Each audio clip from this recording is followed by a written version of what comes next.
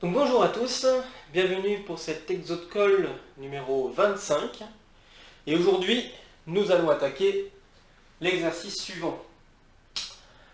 On a un espace vectoriel, un C-espace vectoriel de dimension n, fini donc, et U, un endomorphisme de cet espace vectoriel. Et il faut démontrer qu'il existe une décomposition, une unique décomposition de U comme somme d'une application diagonalisable et d'une application nilpotente qui commutent l'une par rapport à l'autre. Ok, et de plus, on va montrer un autre truc qui n'est pas très... ça va être assez gratuit par rapport à la preuve. D et N sont des polynômes en U. On va montrer ça également. Ok, alors n'hésitez pas à faire une petite pause pour essayer d'y réfléchir par vous-même, comment vous comptez vous y prendre, si vous avez des idées. C'est pas un exercice si facile. Au passage, c'est quelque chose qui est tombé au concours de cette année. Au moins CCP. Après, je ne sais plus si c'est tombé dans d'autres concours, mais au moins CCP, j'ai vu un truc du type décomposition de Dunford, où il fallait montrer essentiellement l'unicité. L'existence était plus ou moins admise, je crois avoir vu. Mais ici, on va faire également l'existence. Ce résultat, c'est un théorème très... disons très important, qui est le théorème, c'est le théorème de décomposition de Dunford. Ok, donc vous retrouverez certainement la preuve à l'aide de ça. Là, je vais vous en proposer une explication et puis tout un blabla avec ça. Et puis, à la suite de la résolution de cet exercice, je vais proposer deux exercices, conséquences de cette propriété, qui est liée justement à ce qu'on a parlé au dernier cours, qui était la fonction exponentielle sur les matrices. On va voir quelques petites conséquences assez sympathiques de ce théorème. Ok, bon, j'espère que vous avez essayé de résoudre cet exercice. N'hésitez pas, encore une fois, je l'ai déjà dit, mais je le redis, n'hésitez pas à faire une petite pause à chaque étape de la résolution, si vous êtes capable, savoir si vous êtes capable de continuer la résolution sans que j'ai ajouté quoi que ce soit, ok. Parce que là, par exemple, pour cet exercice, c'est vrai que sur le moment, c'est pas évident de savoir comment démarrer, ok. Donc, n'hésitez pas à faire une petite pause à chaque petite idée, et alors pour démarrer la résolution, l'idée c'est qu'on va utiliser, l'idée de départ en tout cas, pour l'existence, c'est qu'on va utiliser le polynôme caractéristique. Ok, donc on va utiliser le polynôme caractéristique. Alors je vais commencer par l'existence. Et je vais utiliser le polynôme caractéristique. Donc, et je vais utiliser le fait que ce polynôme caractéristique est scindé dans C crochet X. Ok, donc, disons, soit qui de x, le polynôme caractéristique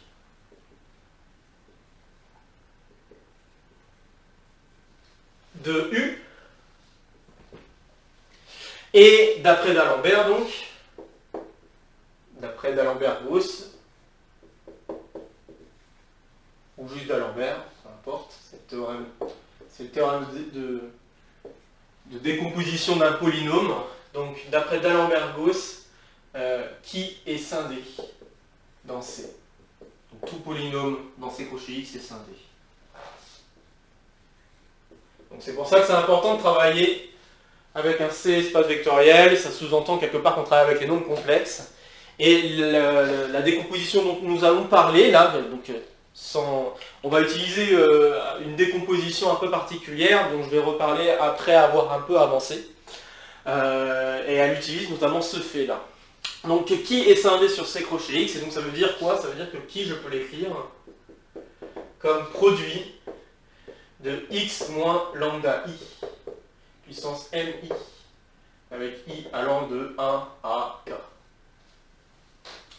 Et comme la dimension c'est n, la somme des mi égale n. Ok, alors maintenant que j'ai... Donc je sais deux choses. Ce polynôme caractéristique, en utilisant encore un autre gros théorème de la deuxième année, le fait que ce polynôme caractéristique est annulateur de la matrice, donc c'est Cayley-Hamilton, dont on a déjà parlé dans une ancienne vidéo. Donc, en utilisant Cayley-Hamilton et en utilisant une autre propriété qui s'appelle le lemme des noyaux, on va pouvoir décomposer l'espace vectoriel E en des sous-espaces stables, qui vont s'écrire un peu de cette forme. Ok? Donc je vais écrire, par exemple, par le théorème de Cayley-Hamilton, donc celui qui me dit que qui de U égale l'application nulle. Je vais préciser que je parle d'application ici. Donc qui évalué en l'endomorphisme donne l'application nulle. Et le lemme des noyaux, ou théorème des noyaux, j'en sais rien, moi je vais appeler ça le lemme. E se décompose comme suit. Donc je peux écrire E comme une somme directe de Fi, I allant de 1 à K, avec Fi qui est égal au noyau de U moins lambda I identité, puissance MI. Alors là, ici, quand je mets puissance MI, je rappelle, juste pour que tout le monde soit OK avec ça, quand je mets puissance MI à un endomorphisme, ça veut dire que je fais la composition MI fois. D'accord? Donc je fais cette fonction, rond cette fonction, rond cette fonction. Donc voilà. Alors, donc je peux décomposer mon espace vectoriel en des espaces comme ça. Ok, bon. Alors maintenant, ce que je vais faire, c'est que je vais, grâce à cette décomposition, je vais définir ce que va être D, et à partir du moment où je définis D, je peux définir N. Ok? Donc D, je vais le définir, donc, pour qu'il soit diagonalisable, il faut que je le définisse pour qu'il soit diagonalisable. Et pour qu'il soit diagonalisable, ce qu'il faut, c'est que dans chaque sous-espace stable, hein, là, chacun des FI sont des espaces stables, pour chaque espace stable, il faut que j'ai quelque chose de diagonal. C'est-à-dire qu'il faut que ce soit lambda I, donc la valeur propre potentielle. Hein. Je vous rappelle que quand on travaille avec un espace de dimension finie et un endomorphisme dessus, quand on a le polynôme caractéristique et qu'on connaît ses racines sont des valeurs propres. Okay, pour le polynôme caractéristique, ce sont des valeurs propres. Donc ce que je veux pour que ce soit diagonalisable, c'est que ces valeurs propres correspondent exactement à ces espaces propres, ou FI. D'accord? Ce qui n'est pas forcément le cas, hein, arrivé ici. D'accord? Là, je suis pas en train de dire que l'application que j'ai est diagonalisable, loin de là. D'accord? Parce que c'est pas sûr du tout que dans chacun des FI, si je regarde l'espace propre pour la valeur propre lambda I, est-ce que ça va faire dimension MI? C'est pas du tout la même décomposition que je viens d'écrire. Je viens d'écrire la décomposition par rapport au noyau. Donc par rapport à... Il faut faire un petit peu attention à ça. J'ai pas écrit noyau de U moins lambda I identité. Hein, parce que c'est ça qu'il faudrait pour que ce soit diagonalisable. Là, j'ai mis U moins lambda I identité puissance MI. D'accord? Ça change tout. Hein. Okay, donc j'ai pas du tout dit que c'était diagonalisable. Mais maintenant, je vais définir une application qui va être diagonalisable en disant, bah, dans chacun des sous-espaces propres, je veux que U soit envoyé sur... que X, n'importe quel élément, soit envoyé vers lambda I fois X. Donc, voilà. Donc ce que je considère, c'est soit D, l'application linéaire sur E définie par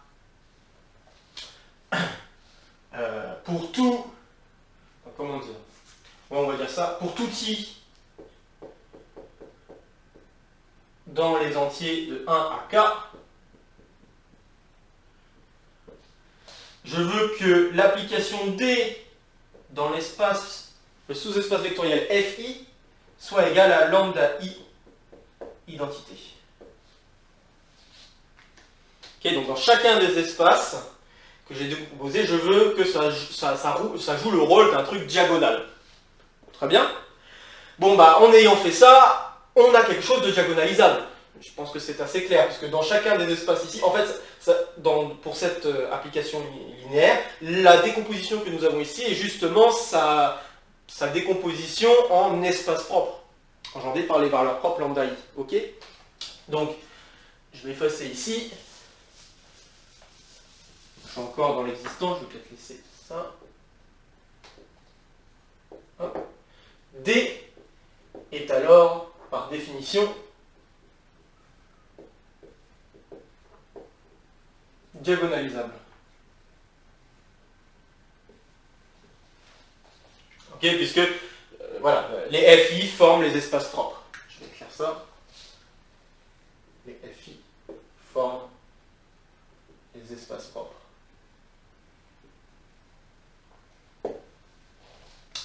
Et puis maintenant, ce que je vais faire, c'est que je vais définir, puisque je veux que U soit égal à 7 diagonalisable plus N, je vais définir N comme étant la soustraction de U par D.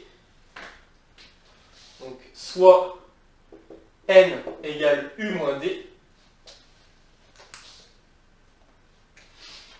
Et donc, il faut vérifier que N est nilpotente. Donc, montrons que N est nilpotente. Alors, comme je l'ai dit là, au moment de la décomposition, chacun des FI est stable par l'application U. Et chacun des FI est aussi stable par l'application D. Donc ça veut dire que chacun des FI est stable par l'application N. Ok, donc U et D. Je ne vais pas mettre de parenthèse. U et D stabilisent les espaces FI par le lemme des noyaux pour U et par la définition qu'on a donnée de D. Ok. Donc, N stabilise FI. Et donc, vérifier que N est nilpotente sur E. Pour vérifier ça, il suffit de vérifier que N est nilpotente sur chacun des FI. Donc, ainsi, vérifier que N est nilpotente sur E revient à vérifier que N est nilpotente sur FI pour tout I. Or, on sait quelque chose sur le FI. FI, c'est le noyau, hein, je vais le réécrire parce que je l'ai effacé, je viens de l'effacer il y a quelques instants. FI, c'est le noyau de U moins lambda I identité, puissance MI.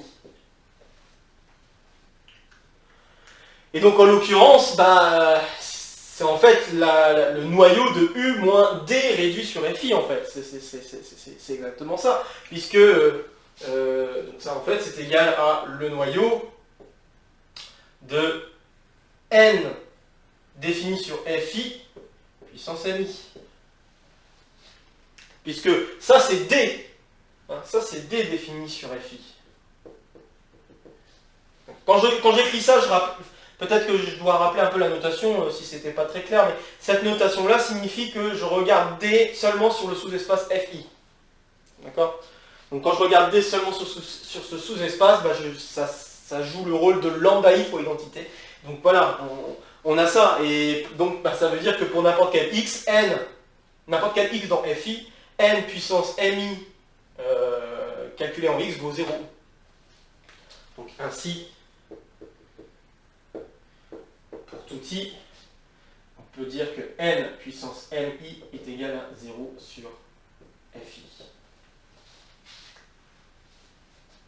Et donc il suffirait de prendre l'indice comme étant le maximum DMI, le max DMI. Voilà, et donc c'est gagné, N est nilpotente. Donc N est nilpotente. Oups.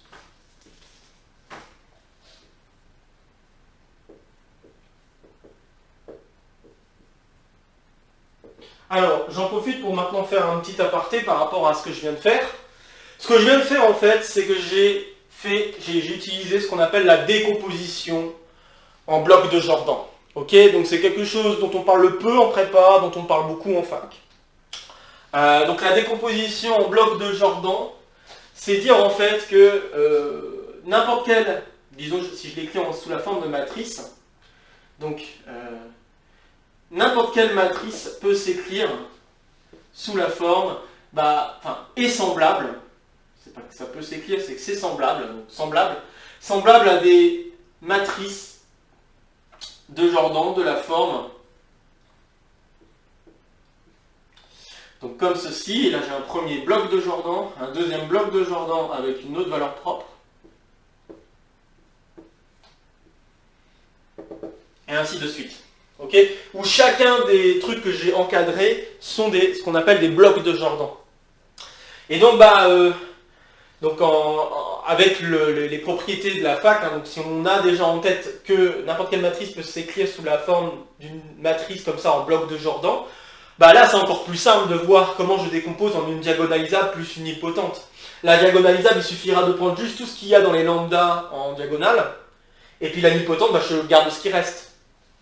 Ok, voyez comment ça se décompose ici. En fait, ce que je viens d'écrire là, ce que je viens de faire en prenant D et N comme ça, c'est exactement la même chose. Ok, c'est exactement la même chose. Donc ce que je viens de faire, c'est que je viens d'utiliser la décomposition de Jordan sans forcément le dire. Ok, pour ceux qui connaissent, ils ont dû reconnaître.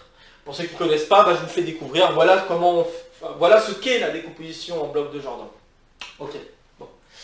Alors, pour l'instant, qu'est-ce que j'ai vérifié? J'ai vérifié 1, j'ai vérifié 3, j'ai pas encore vérifié 2. Je n'ai pas encore vérifié si N et D commutaient. Ok. Alors, pour vérifier que N et D commutent, je vais aller directement sur le 2+.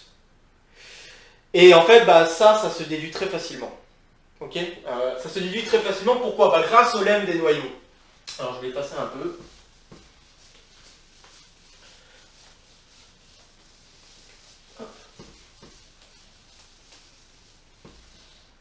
Donc là, pour l'instant, on a 1 et 3. Reste 2. Et pour cela, montrons que N et D sont des polynômes en U.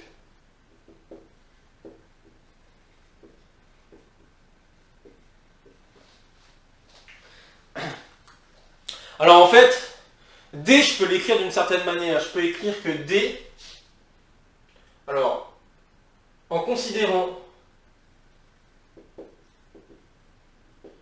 Pi qui va de E vers Fi, la projection sur Fi parallèlement à la somme des autres, donc je fais la somme pour J allant de 1 à K, J différent de I des Fj. Donc si je considère cette projection, donc c'est juste prendre l'identité, donc quand je prends un élément dans E, cet élément de E, je peux le décomposer parmi les Fi, hein, c'est la définition de somme directe, je le décompose de manière unique, suivant les Fi, et puis ce que je regarde, c'est que je garde que la composante en Fi. C'est ça l'idée de cette projection. Okay, donc si je considère ces projections-là, pour tout I,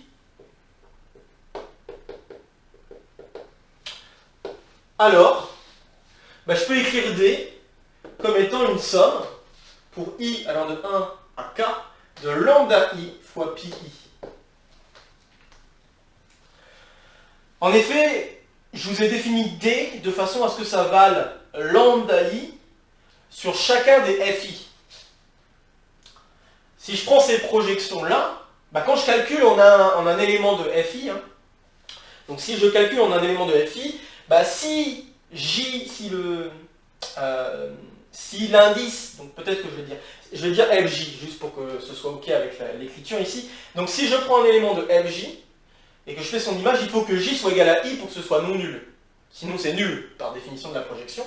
Okay, et si I égale J, dans ce cas-là, ça renvoie sur l'identité. Donc du coup, ça va me donner lambda J fois l'élément. Et donc c'est exactement lambda J fois l'identité, exactement la définition que j'ai donnée de D. Okay, donc ça marche. Et par le lemme des noyaux, donc Or, par le lemme des noyaux, donc ce qu'on a décomposé un peu plus tôt, les pi s'écrivent comme polynômes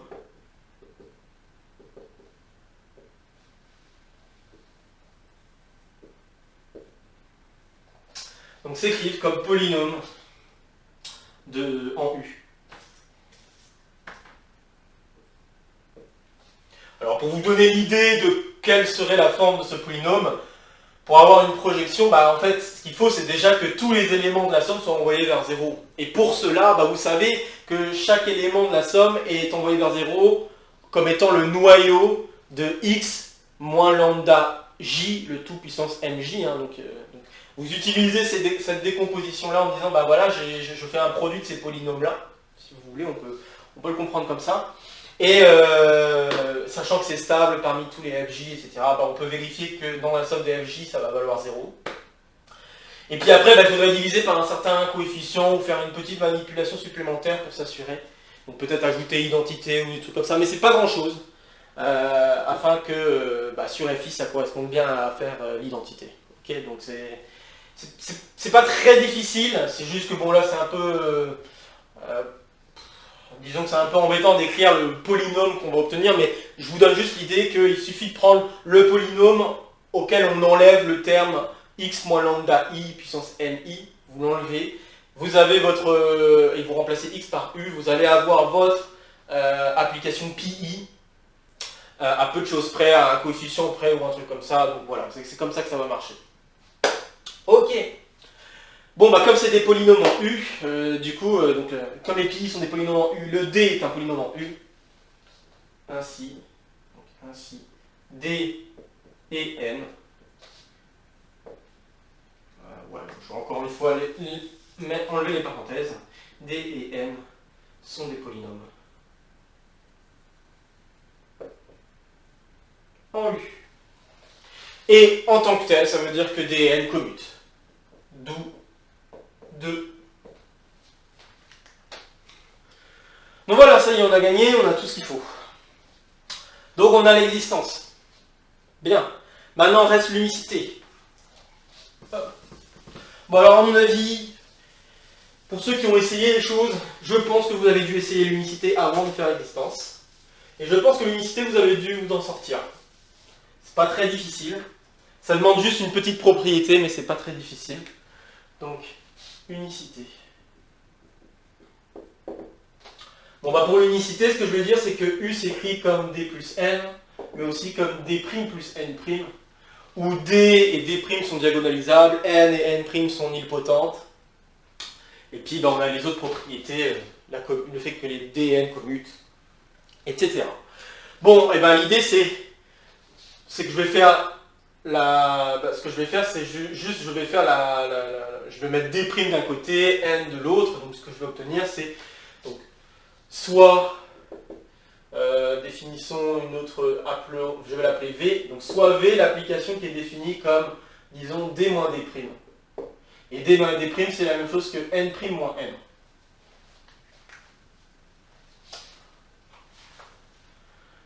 Voilà, ok, très bien. Alors, ce que je m'en rends compte donc, c'est que mon application V, elle va être à la fois diagonalisable et à la fois nilpotente. C'est ça qui va se passer à présent. Donc, alors pourquoi elle est nilpotente? C'est parce que la somme de deux nilpotentes vaut toujours une nilpotente. Ok, donc ça c'est assez clair. Et pour les diagonalisables, en fait les diagonalisables, elles doivent être diagonalisables sur chacun des sous-espaces propres, des mêmes sous-espaces propres, donc des mêmes sous-espaces FI, dont j'ai parlé un peu plus tôt. Donc ces applications-là doivent être diagonalisables sur les mêmes espaces, étant donné que donc ça va tenir sur le fait que D... ça va tenir sur le fait essentiellement que D et D' s'écrivent en fonction de U, donc je pense que je peux donc je vais écrire ça. Déjà, donc N' moins N est nilpotente comme somme de deux nilpotentes. Et ça, c'est pas très difficile à vérifier, je vous laisse le faire par vous-même si vous n'êtes pas convaincu. Ok, c'est pas très difficile. Ensuite, D et D', en fait, sont diagonalisables simultanément. D et D' sont diagonalisables simultanément. Donc quand j'entends simultanément, ça veut dire pour une même base.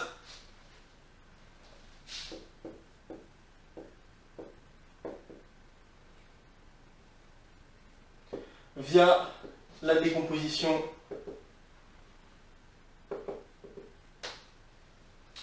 par le lemme des noyaux, dont on a parlé un peu plus tôt. Et donc s'ils sont diagonalisables simultanément, bah, D moins D' est diagonalisable.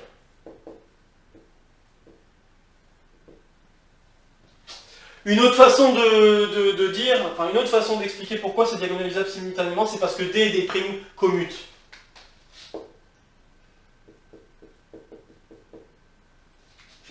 Ça sera peut-être plus clair que ce que je viens de dire là. Une autre façon de dire, c'est que D et D' commutent. Car on a montré que on va avoir que D' commute avec U. Il suffit de faire D', multiplier par D', faire rond D' de chaque côté, on va voir que ça marche, puisque ça doit commuter avec N'. Donc on va voir que ça commute avec U, et comme ça commute avec U, ça va vouloir dire que ça commute avec D et N. Okay, donc D et D' commutent, et quand on a deux applications qui sont diagonalisables et qui commutent l'une par rapport à l'autre, ça veut dire qu'elles sont diagonalisables pour la même base. Ok, donc pas très dur non plus, c'est un mini-exercice si vous voulez. Mini-exercice si vous n'êtes pas convaincu non plus, mais c'est pas très difficile. Une fois qu'on a en tout cas cette idée de dire elles sont diagonalisables simultanément, si et seulement si. Donc ça veut dire pour la même base, je l'ai écrit. Donc diagonalisables simultanément, si et seulement si elles commutent, je pense, si et seulement si. Si elles commutent, on a ça. Et je pense que ça marche aussi dans l'autre sens, si et seulement si, je pense. Mais... Ok, donc N' moins N, D'. Donc ce que je me retrouve, c'est que V est à la fois nilpotente et diagonalisable. Donc V est à la fois nilpotente et diagonalisable. Alors par contre j'insiste sur un truc, c'est important le fait que D et D' commutent pour dire que c'est diagonalisable, parce que si les deux matrices, si je prends deux matrices quelconques qui sont diagonalisables, normalement la somme ou la soustraction de deux diagonalisables n'est pas diagonalisable. D'accord, c'est super important d'avoir ça. Donc si vous voulez, je peux donner rapidement un petit exemple. Si je propose genre ça peut-être, donc si je prends cette matrice là, et puis je l'additionne à la matrice suivante. Vous voyez? Donc là par exemple ces deux matrices là, celle-ci et celle-ci sont diagonalisables. Ok, je pense que c'est assez clair. Celle-là, il y a deux valeurs propres, 1 et moins 1, donc qui se lisent dans la diagonale, puisque c'est une matrice triangulaire, donc diagonalisable. Celle-ci, c'est diagonalisable parce qu'elle est diagonale. Et pourtant, la somme me donne cette matrice. Et celle-ci, je vous laisse le checker, elle n'est pas diagonalisable. D'accord? Donc, faites très attention. Je n'ai pas dit que si je fais la somme de deux diagonalisables, ça donne une diagonalisable. Non. Ce que j'ai dit, c'est que comme D et D' commutent entre elles, alors les deux applications peuvent être diagonalisables, sont diagonalisables sur une même base, et donc la soustraction ou l'addition des deux est diagonalisable. Ici, vous pouvez vérifier que le produit des deux matrices ne commute pas. D'accord, donc ok. Donc j'étais en train de dire V est à la fois nilpotente et diagonalisable, ce qui signifie, nilpotente ça veut dire que toutes les valeurs propres sont nulles, et diagonalisable ça veut dire que je peux me ramener à une diagonale, donc ça implique que V est nul. Et on conclut donc que D égale D' et N égale N'. Voilà pour la décomposition de Dunford. Ok, en espérant avoir réussi à être assez clair. Alors maintenant j'aimerais parler donc de deux petites conséquences assez sympas liées à la fonction exponentielle et cette décomposition de Dunford. Donc je vais effacer ce que j'ai écrit là. Hop. Et puis je vais mettre deux exercices qu'on va résoudre assez rapidement, qui sont très intéressantes, je pense. Donc on va appeler ça, je vais dire ça, propriété de exp pour les matrices. Donc un premier exercice, utilisant cette décomposition de Dunford, serait le suivant. A dans Mn de C est diagonalisable si et seulement si l'exponentielle de A est diagonalisable.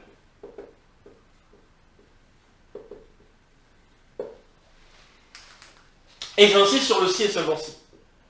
Parce que justement, la décomposition de Dunford va nous permettre d'aller dans l'autre sens. Ok. Alors comment, donc n'hésitez pas à faire une petite pause si vous voulez y réfléchir un petit peu. Sinon là j'enchaîne tout de suite. Comment résoudre cet exercice, cette question? On utilise la décomposition de Dunford. Donc, on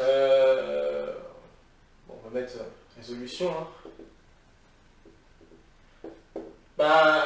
Donc, j'ai parlé de la décomposition pour un endomorphisme, évidemment ça s'applique ensuite pour les matrices. D'accord? Donc A, je peux le décomposer comme une diagonalisable plus une nilpotente, de manière unique. Ok? Mais ici, ici on suppose que A est diago. On suppose que A est diagonalisable. Donc, D égale A et N égale 0. Ok? Et par conséquent, quand on a une matrice diagonalisable, il est assez clair que quand je fais ainsi, exp de A, c'est la même chose que exp de D. Comme c'est diagonalisable, ça veut dire que je peux l'écrire comme exponentielle, donc D, je peux l'écrire comme P fois une matrice diagonale, disons lambda 1 jusqu'à lambda n, P-1. Et ça, c'est une propriété de l'exponentielle, c'est pas très difficile de vérifier, par définition de l'exponentielle, que le P et le P-1 vont ressortir de l'exponentielle. J'ai P exp lambda 1, lambda n, P-1. Et l'exponentielle d'une diagonale, c'est justement la diagonale des expos. Donc j'ai P, puis je fais exp de lambda 1, exp de lambda 2, jusqu'à exp de lambda n dans la diagonale, P-1. Et cette matrice que je viens d'obtenir, elle est bien diagonalisable. Ok, donc là je viens de vous faire le sens facile, le sens direct. Maintenant regardons l'autre sens. Donc là je viens de faire le sens direct, maintenant je vais faire le sens réciproque.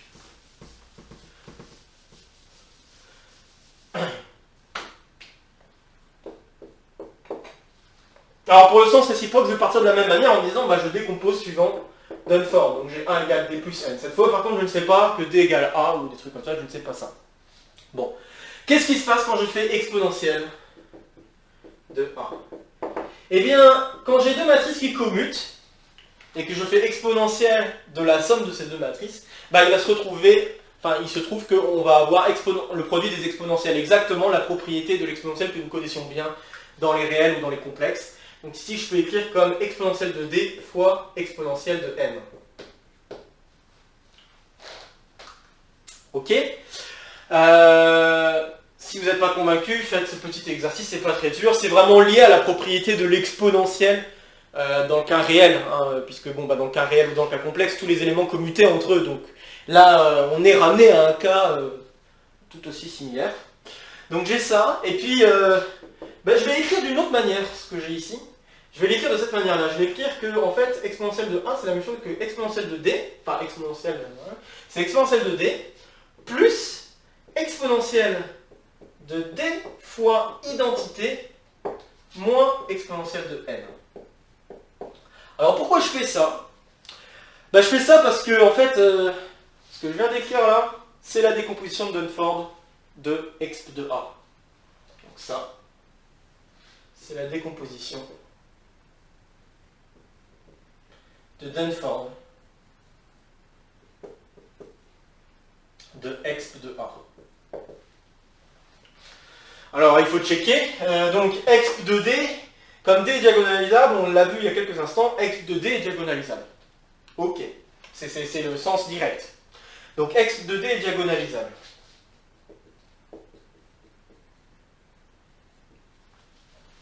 Et puis maintenant, de ce côté-là, qu'est-ce qui se passe? Il faut savoir ce qui se passe quand je fais exponentielle d'une nilpotente.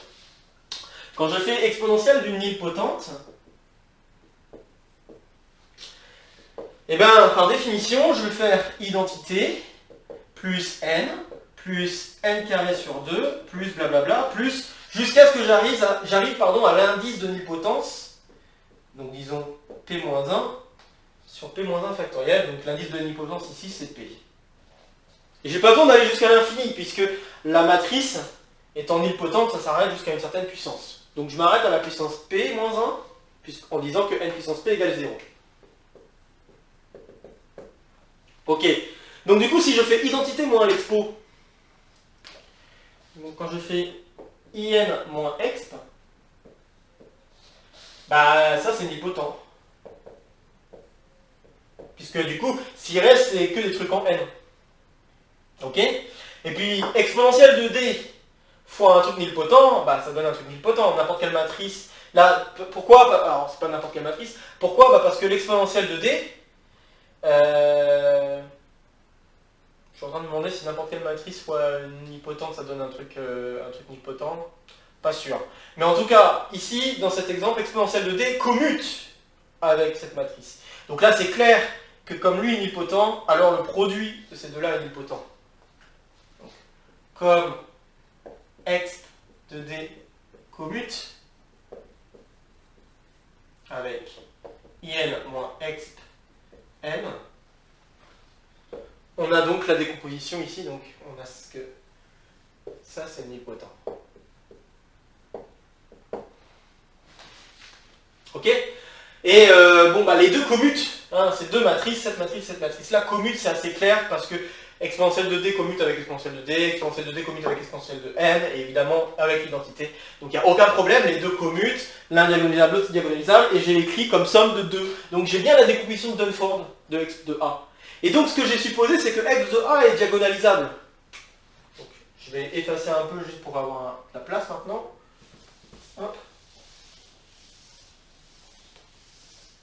J'aimerais garder l'énoncé de Dunford sous la main. Donc là, j'ai la décomposition de Dunford, et donc en tant que tel, comme on a supposé que exp de A est diago, cela implique que exp de A, c'est égal à exp de D. Et que exp de la nilpotente est égal à identité. Mais je vous rappelle que exp de la nilpotente, je l'ai écrit juste un peu avant. Exp de la nilpotente, c'était quoi? C'était in plus n carré sur 2 plus blablabla plus n puissance p-1 sur p-1 factoriel. Bon qu'est-ce que ça induit? Ça induit en fait que la matrice n, donc si P est l'indice de nilpotence, je me rends compte que l'indice de nilpotence c'est P égale 1.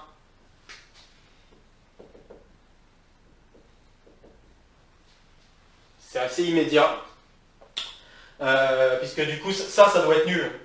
D'accord, ça doit être nul. Donc si n n'est pas d'indice nilpotent, il va y avoir des termes ici qui vont être non nuls. Donc voilà. Et c'est pas très difficile de vérifier qu'il y a bien la possibilité d'avoir un vecteur qui est envoyé sur quelque chose de non nul quand j'ai un indice de nilpotence égal à P avec ce genre de truc. C'est vraiment pas difficile. Donc ainsi P égale 1 et donc n égale 0. La seule matrice nilpotente qui, si je mets juste la matrice elle-même, ça donne 0, c'est que la matrice est nulle.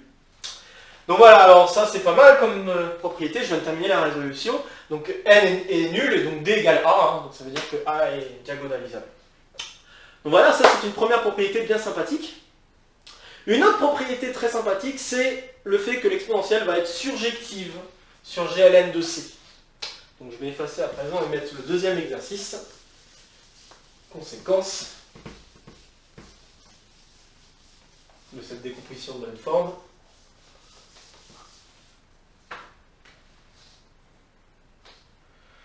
Donc, conséquence, la fonction exponentielle qui part de Mn de C et va vers Gln de C, donc je la réduis à Gln de C, les matrices inversibles, et surjective.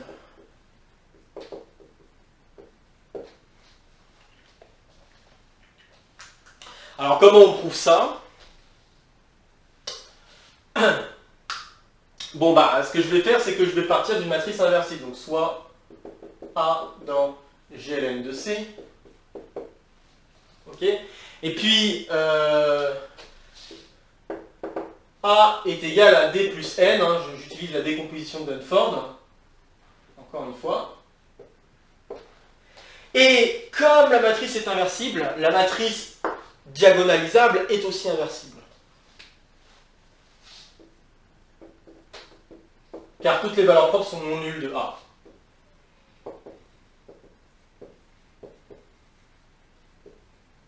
Donc toutes les valeurs propres de A sont les valeurs propres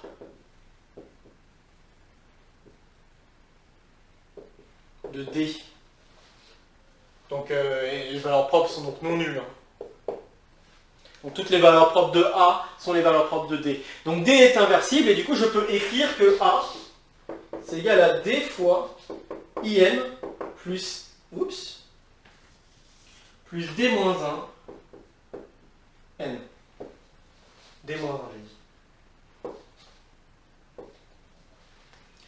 Ok. Bon, alors on peut se dire, ouais d'accord, j'avance un petit peu, mais ça a l'air de pas forcément avancer à beaucoup de choses. Ben, en fait, détrompez-vous, ça m'amène à quelque chose de bien bon là-dedans, parce que ça, je peux m'en occuper. J'ai une matrice qui est diagonalisable, donc je peux l'écrire comme ça. D diagonalisable, ça veut dire que je peux l'écrire comme P fois lambda jusqu'à lambda n ici, fois P moins 1, avec tous les lambda i dans C étoiles. Or, la fonction exponentielle complexe,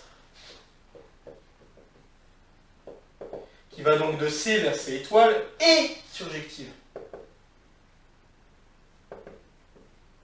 Pensez au fait que n'importe quel nombre complexe, vous pouvez l'écrire comme le module de ce nombre fois une exponentielle de son argument, un i fois son argument, ou un de ses arguments. Donc voilà, c'est surjectif. Donc en utilisant ça, bah, du coup ça veut dire que chacun des lambda i, je peux les écrire comme exponentielle de quelque chose. Et donc ça signifie que d, je peux l'écrire comme exponentielle de quelque chose. Donc c'est gagné.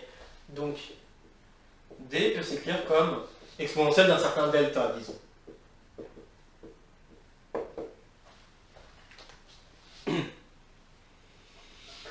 Ok, et puis bah, pour ce qui reste, j'aimerais trouver un élément tel que l'exponentielle de cet élément soit ça. Ok, donc je veux trouver une matrice telle que son exponentielle c'est ça. Alors, si on réfléchit un tout petit peu à ce qu'on a envie de faire, c'est utiliser un logarithme. Juste pensez comme ça. Si vous voulez faire sauter l'exponentielle, vous voulez utiliser un logarithme. Sauf que un logarithme, pour les matrices, pour l'instant, c'est pas vraiment défini. Mais il y a moyen de s'en sortir. Et le moyen de s'en sortir, ça va être le suivant. Je vais effacer un petit peu. Le moyen de s'en sortir est le suivant. Si vous repensez au développement limité de ln de 1 plus x, bah, ln de 1 plus x, son développement limité, c'est donc quoi? C'est donc x moins x carré sur 2 plus x3 sur 3 jusqu'à moins 1 puissance n moins 1 sur n x n, petit taux de xn. Ok, donc là j'ai fait le développement limité, très bien. Bon, si on fait bien attention à ce qu'on voudrait faire, donc on voudrait faire le logarithme de ce truc-là. Encore une fois, je répète, le logarithme n'est pas vraiment défini pour l'instant, mais on y arrive. Je vais faire le logarithme de ce truc-là. si je fais bien attention, j'ai donc un truc du type identité qui joue le rôle de 1, plus un truc nilpotent. Puisque D et N commutent l'un par rapport à l'autre, donc évidemment l'inverse de D commute avec N. C'est assez direct, hein. Si vous n'êtes pas convaincu, écrivez-le, mais c'est assez direct. Donc D-1 commute avec N, donc ça c'est nilpotent. Et donc rien ne m'empêcherait de prendre, en m'inspirant de ce qui se passe pour le DL ici, rien ne m'empêcherait de considérer la matrice M comme étant, je vais remplacer X par ça. Donc c'est-à-dire que je vais écrire D-1 N moins D-1 N carré sur 2 plus, et je vais jusqu'à l'indice de nilpotence, donc P-2 sur P-1, D-1 N puissance P-1. Et c'est tout. Je m'arrête jusqu'à la nilpotence, l'indice de nilpotence de N. Donc ici que je continue de considérer comme étant P. Bon voilà. Et on peut montrer maintenant alors que exponentielle de ce truc-là, ça va être égal à ça.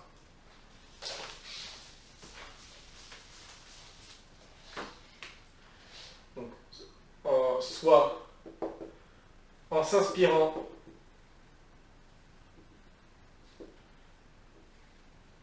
du développement limité dl de ln de 1 plus x. Donc si je considère ça, alors l'exponentielle de m, ça va être égal à identité moins plus d-1 de fois n. Ok, alors pour vérifier ça, ça demande un petit peu de boulot, mais voilà, ça va être une conséquence assez directe parce que en fait on peut définir le logarithme d'une matrice comme ça. De certaines matrices, on ne peut pas faire pour toutes les matrices, mais en tout cas, d'un certain nombre de matrices, on peut définir le logarithme comme ça. Et donc, c'est voilà. Donc ça, je vous laisse le checker, parce que la vidéo dure déjà un bon moment. Donc, à checker. Je vous laisse le faire.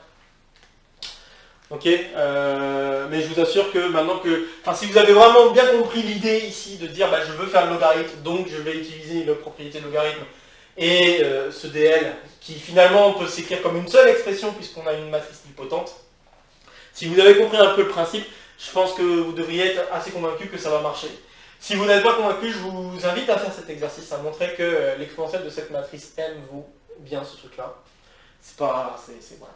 Et donc, si j'ai réussi à faire ça, j'ai gagné. Hein. Du coup, ça veut dire que mon exponentielle... Donc, ça veut dire que A peut s'écrire comme exponentielle de D fois exponentielle de M. Et comme M et D commutent, on peut le vérifier que M et D commutent, puisque ici, je suis multiplié par D. N commute avec D. D-1 clairement commute avec D. Donc, ça, je peux l'écrire comme exp de D plus M. Et ce qui est assez rigolo aussi, c'est que je viens d'écrire la décomposition de Dunford de la matrice réciproque. Donc la matrice réciproque ici, ça serait... il y a eu un petit bug vidéo. Donc la matrice réciproque serait tout simplement... la décomposition de la matrice d'une matrice, parce que c'est pas de la matrice, il n'y a pas qu'une seule réciproque, puisque quand je prends l'exponentielle... Quand je prends un nombre complexe et que je veux faire son, entre guillemets, logarithme, on sait qu'il y a un jeu avec l'argument qui va apparaître. Donc il n'y a pas qu'un seul élément qui va être bon. Donc on a ça, voilà. Donc on a une décomposition de Dunford, en tout cas de la matrice qui convient, puisque M est nilpotente, D est diagonalisable. Ça c'est une chose que je voudrais noter. Une autre chose... ah oui, mais mince, je suis en train de dire que j'ai pas fait la bonne... C'était delta ici, excusez-moi. Bon, c'est pas grave, excusez-moi. Donc là, ici, on a quelque chose qui ressemble en tout cas à une décomposition de Dunford. Il faudrait quand même checker que... Mais normalement, ici, ça commute, donc je peux faire ça. Je suis en train de perdre un peu le fil de ce que je voulais dire. Il y avait un autre truc que je voulais dire. Quel est l'autre truc que je voulais dire? Je voulais dire que...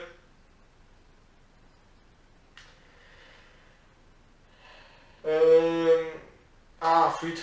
Donc je voulais dire, j'essaie de retrouver ce que je voulais dire, donc je vais le refaire. Là, donc ça commute, ça marche. Donc on a une décomposition de Dunford de la matrice réciproque.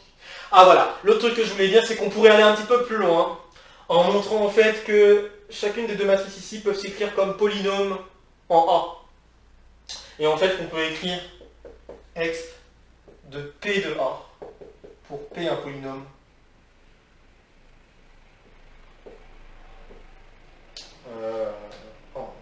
Un polynôme dans ses crochets X. On pourra aller plus loin, je ne vais pas le faire, mais on pourra aller plus loin en allant jusque là. Voilà, c'était ça que je voulais ajouter. Ok, bon, c'était assez long comme exercice de colle, mais bon, là vous voyez bien qu'il n'y avait pas qu'un seul exercice, il y avait 3 exercices en un seul.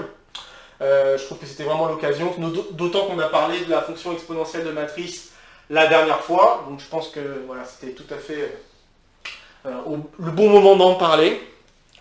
Bon voilà, donc si la vidéo vous a plu, comme d'habitude, n'hésitez pas à le faire savoir, n'hésitez pas à partager la vidéo si vous pensez que d'autres si vous pensez que d'autres copains pourraient être intéressés par apprendre ces choses-là.